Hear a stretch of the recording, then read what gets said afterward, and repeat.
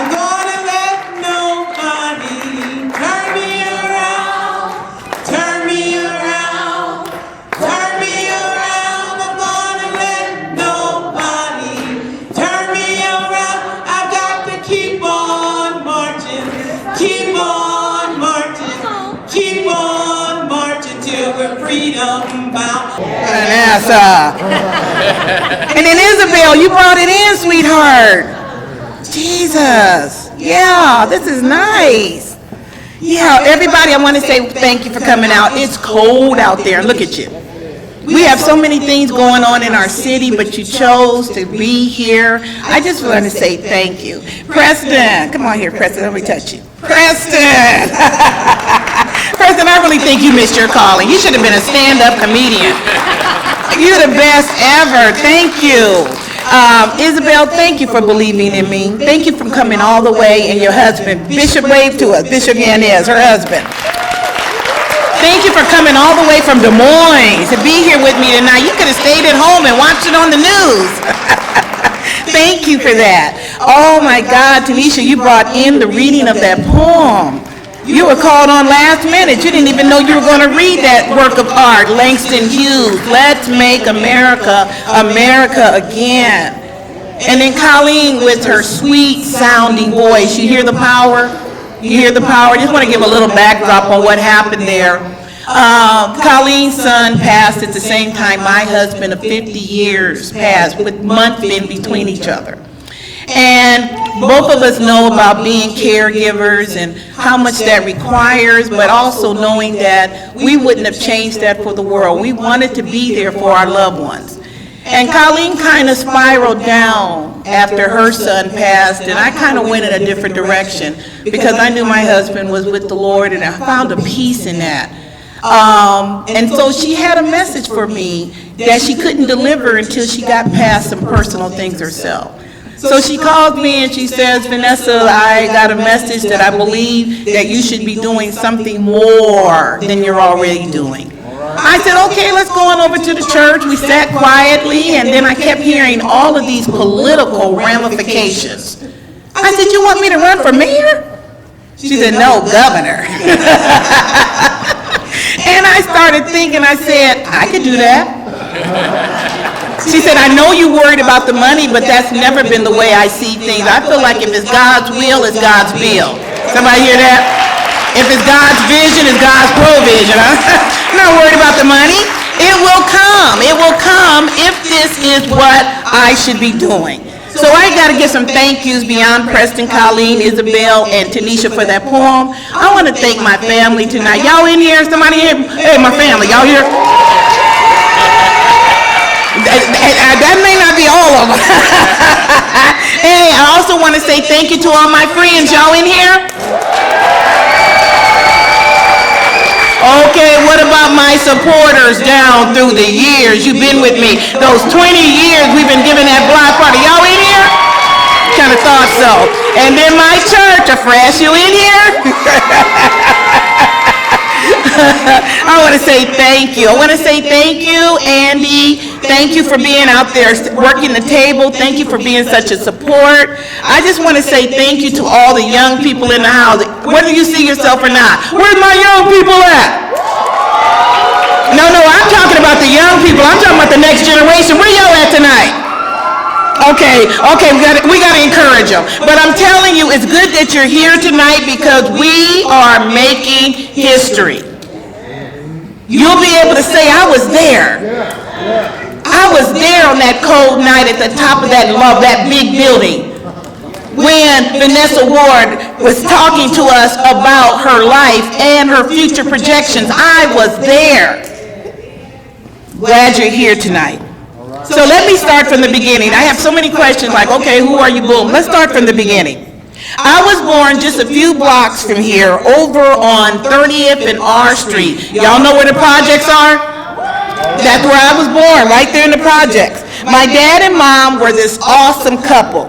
Not just because they had me. Somebody see Vanessa? That's not the only reason they were awesome.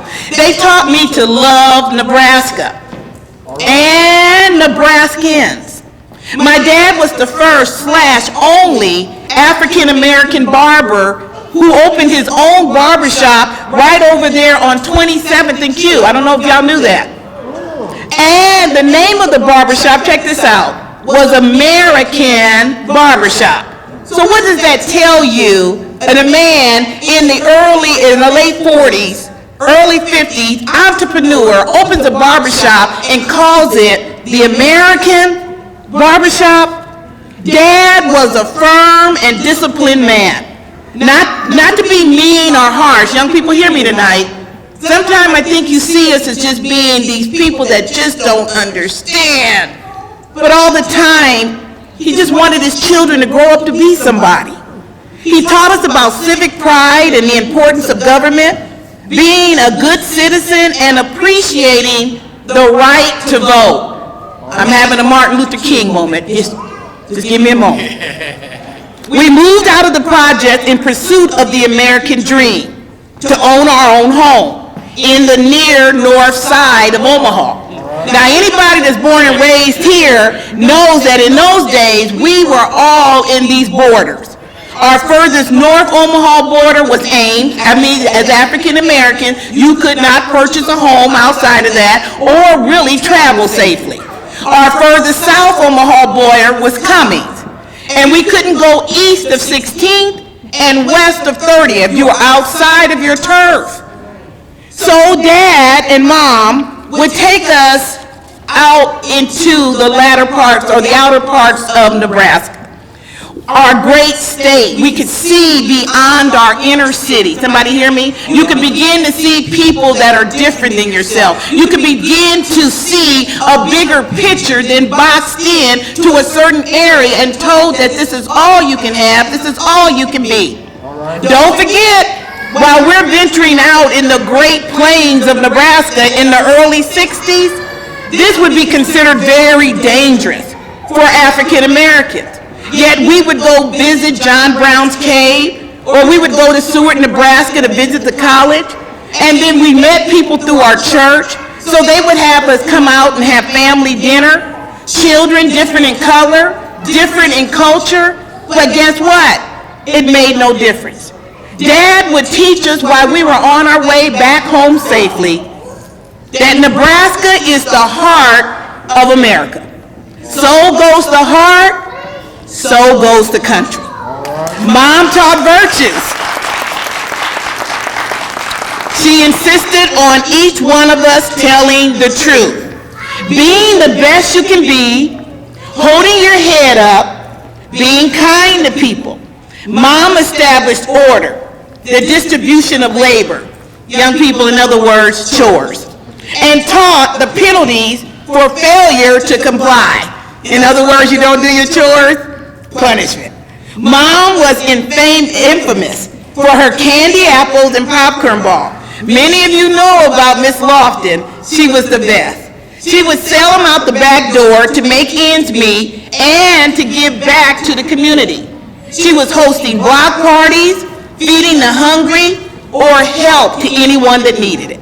Those were the best and the worst times for me as an African American. The civil rights movement was unfolding clear across the country, right in my living room, in my classrooms, and in my neighborhood. Everything was on fire. Dad would say, come in here, everybody, and watch and listen to Martin Luther King Jr. I want you to listen to hear what John Kennedy said. Come on in here and listen to Bobby Kennedy speak. And eventually, we witnessed the repercussions of their assassination.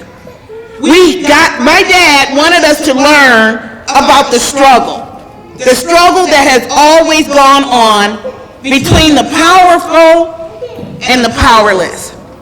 What is the American dream? For me, it's a duty. It's an obligation to my community. It's a sacrifice, but if I can use my talents to bring people back together, to help people understand that democracy requires cooperation, that's the real progress required, that all of us working together, then my sacrifice would have been worthwhile. We all know that something's terribly wrong with our nation, something even deeper than politics. Today, people burst into concerts, they're murdering their parents, they come into the workplace, schools full of little children and kill everybody.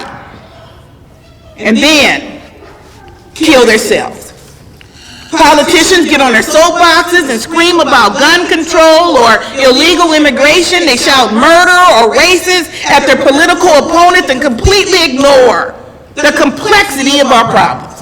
And we the people, we can do nothing more than cry, victims of our own rage. All we hear from Washington and Lincoln these days are vicious attacks hurled at political opponents. All sense of decency have disappeared in search of that absolute remedy. Back and forth, both sides hurl the most insulting and hurtful insults, and the truth is impossible to know. What is the truth? Even the national media has chosen their sides. Hate and anger has become so dominant that no one is listening, and no one really knows what to believe. As a result, trust has been lost. And I speak from experience. Without trust, there can be no democracy. There can be no progress.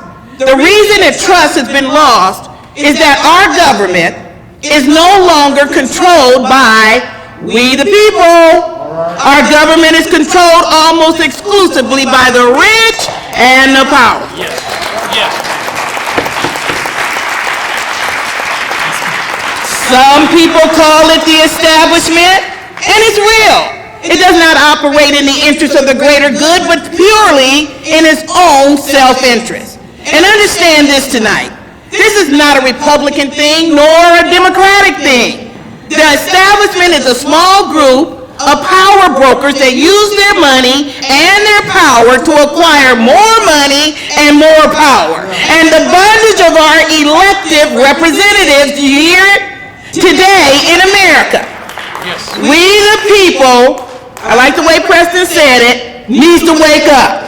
We the people serve only the interests of the rich and powerful who serve themselves as a feeding trough of our government and our future. Yes. Now go ahead, we're going to take a moment. We're going to have a Martin Luther King break right there.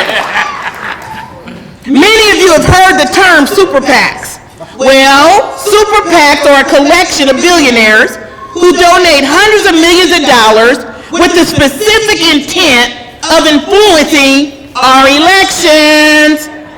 The Supreme Court has said through, this is a teaching moment, their Citizens United decision that money is the same, check this out, as free speech, and it cannot be curtailed.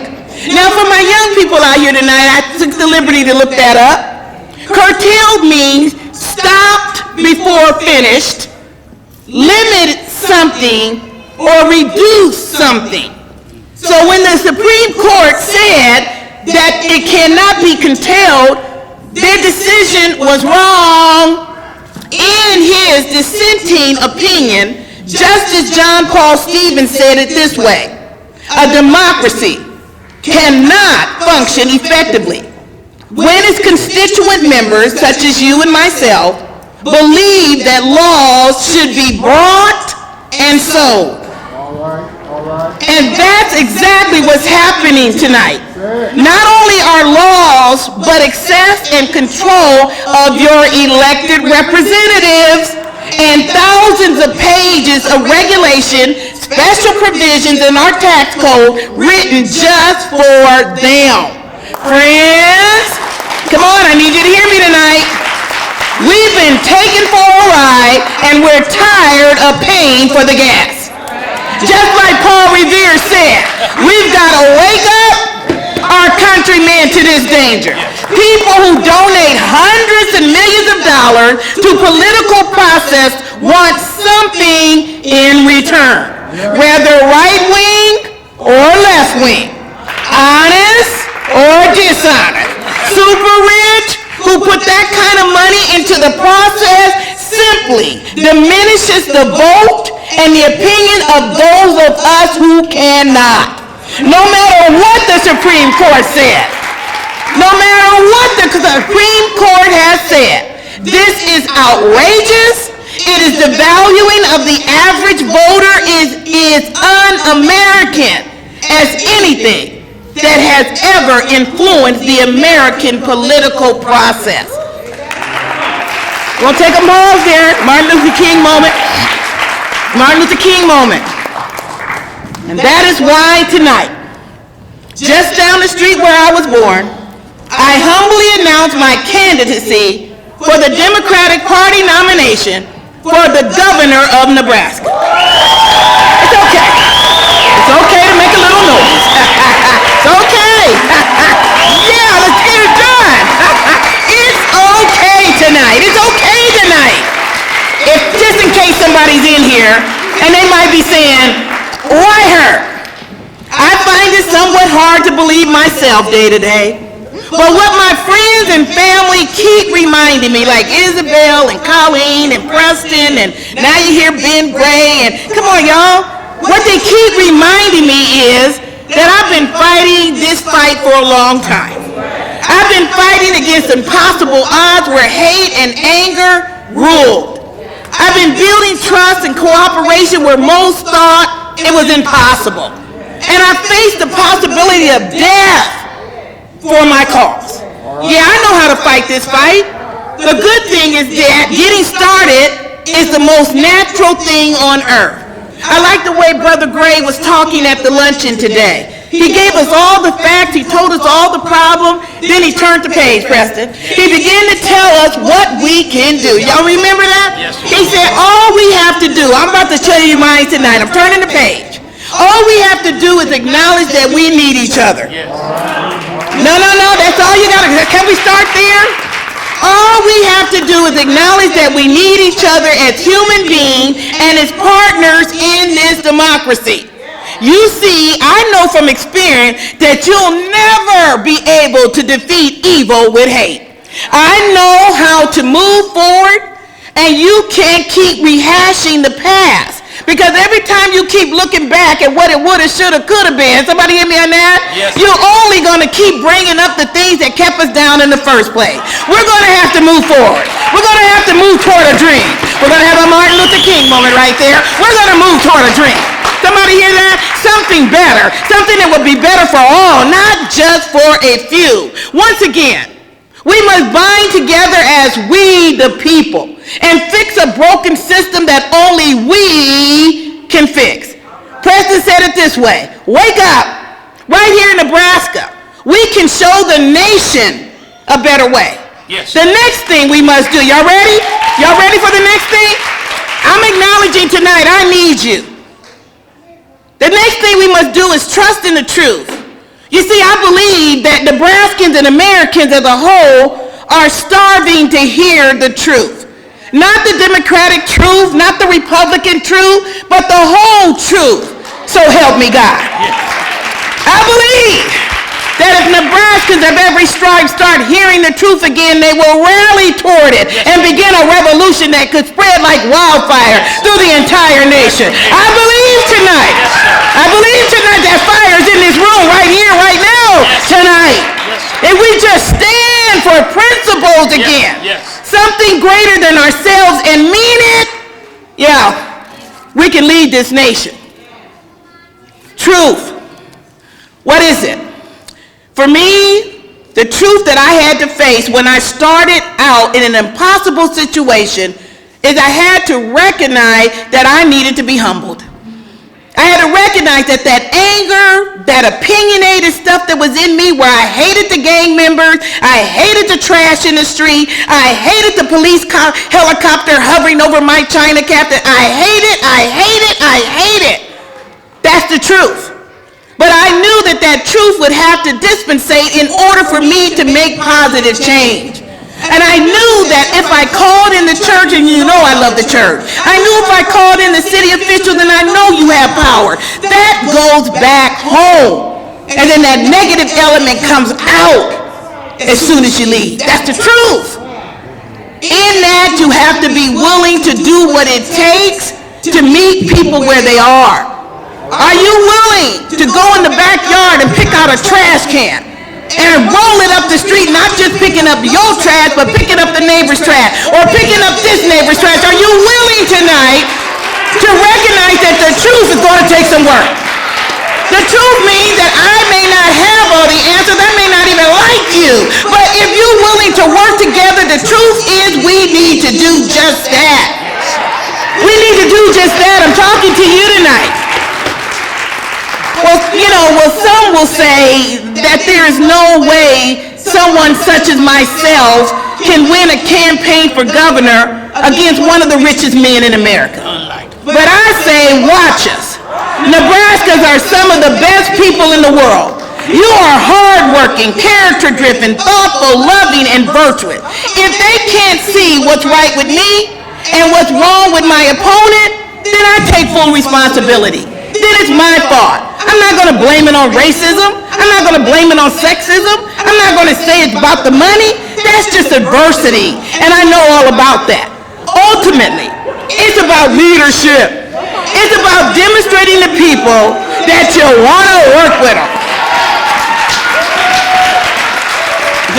Yep, we in there. You got to prove, you got to meet people where they are and say, I want to work with you. You don't want to come to the table telling everybody what you want, where you want them to be. I never would have got the success record in 20 years had I came and told people what I want.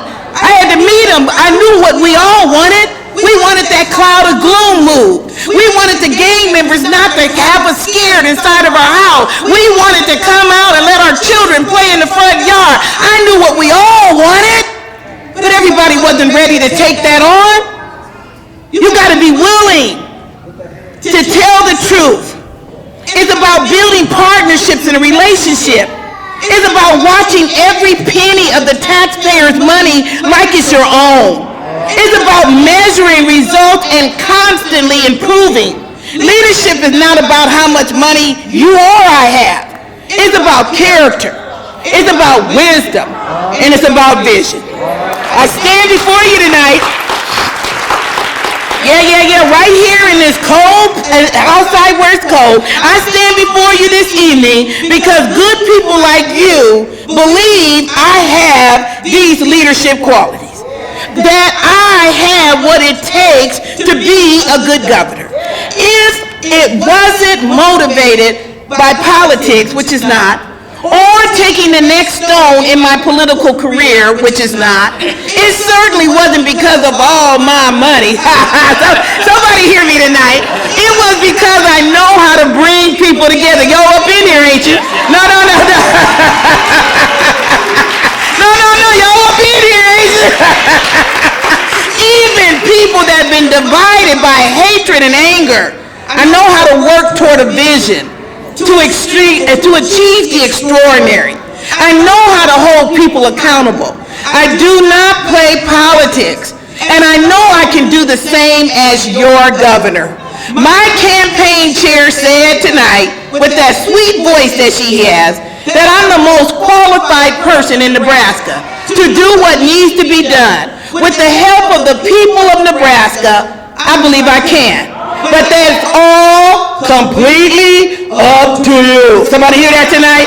No, I'm talking to you. That's up to you. I can't do it without you. Now, in contrast to me, we're not going to spend a lot of time on my opponent, who is the poster child for the rich and powerful and for the establishment. His family, has spent tens of millions of dollars. Y'all been hearing that over and over. My opponent himself has brought legislation. But don't get me wrong. I have nothing against the wealthy. I still believe in the American dream. I want that for my children, my grandchildren, your children, and your grandchildren. But I also believe in fairness, equitably treatment under the law. And I believe every American citizen deserves to have his or her vote count as strongly as any other American. Right now, that's not happening.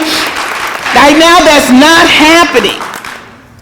For those of you who have been watching the news, some members of our parties have been calling me out for supporting Mayor Jean. for my voting record, or rather my lack of voting record. That's not voting with certainty. That's not what my dad taught me. In regard to Mayor Jean, the truth is that when I needed help, both her and Dob stepped up and to the plate, and they supported me in all that I endeavored. They made government resources available to help me. They supported me in other ways that both came into my neighborhood, spent time with me and the neighbors. Everybody knows that. Now, tell me, what sense does it make for me to ignore all that, support a wonderful young man I never met, just because he's a Democrat? That's certainly wrong. What's wrong with politics today? You're going to have to stay loyal to the party, now check this out, at the cost of progress for all of us? Your state, your country? No, no, no. I certainly do not agree with everything Mayor Jean stands for. I certainly do not agree with everything Governor Rickett or President Trump stands for. Every one of them deserves my respect and my support when they're willing to work together for what's right. Somebody hear that? We're not politicking in here. We're talking about working together for what's right. That's the American way. And those are the ideals my dad taught me when he constantly said to us when we were young, "You are a Democrat. You are a Democrat." In regard to not voting for the last however many years, I let my father down again. I explained to Joe Jordan that when my husband lost his legs, we didn't have enough money to even breathe. Voting wasn't a priority, but it was more than that. The truth is that it's been a long time since the political process has held any interest for me. I've seen firsthand how politicians have used our poverty for their own means. I've seen how money intended to help us has ended up in the pockets of few. I've seen people exploit our community from one end to the other. I've seen how the system that was intended to help has made the situation worse. And I've seen how the resulting anger, resentment, and humiliation has destroyed life. Like many of you, I could not see how it would make any difference one way or the other if I voted. But now, I'm running for governor because I think I can change all that. I'm running for governor because we have a plan that will help us to begin with recreating the Democratic Party. The party that my father believed in. The party that Bobby Kennedy believed in. The party that Bob Kerrey believes in. And that you and I believe in. The Democratic Party I believe in was founded on high ideals. Chief among these was the truth. Not the Democratic truth, not the Republican truth, but the whole truth. The Democratic Party that I believe in is looking out for the interests of those less fortunate in our society and stands firmly on fairness and equality under the law. Let's make America, America again. The Democratic Party that I believe in knows that diversity makes us stronger, but understand that diversity should never take power over our unity. Let's make America, America again. The Democratic Party that I believe in knows that taxes should be fair, simple, transparent. It's not the government's money, but it's the people's money. And therefore, it is our sacred trust to be frugal. Let's make America, America again. The Democratic Party that I believe in knows we must protect our environment, but not at the cost of losing our common sense. Let's make America, America again. The Democratic Party that I believe in knows that one vote should count the same as any other vote. Let's make America, America again. The Democratic Party that I believe in knows that looking forward and not backwards to find failures of the past is the only real path to progress. Let's make America, America again. And finally, the Democratic Party that I believe in knows that the state of Nebraska is the most wonderful place on earth, and that we have a solemn duty to lead with virtue so as to be an example to the entire world. Somebody try that with me. Let's make America again. Come on, y'all, put your hands together in here. Yeah, we can do this. We can do this. I got a Martin Luther King moment. Y'all ready? I'm gonna let nobody turn me around, turn me around, turn me around. I'm gonna let nobody turn me around. I've got to keep on marching, keep on marching, keep on marching till we're freedom bound. I'm gonna let nobody turn me around, turn me around, turn me around. I'm gonna let nobody turn me around. I've got to keep on voting, keep on voting, keep on voting till we're freedom bound. Let's make America again. I'm gonna let nobody turn me around, turn me around, turn me around. I'm gonna let nobody turn me around. I've got to keep on marching, keep on marching, keep on marching till we're freedom bound.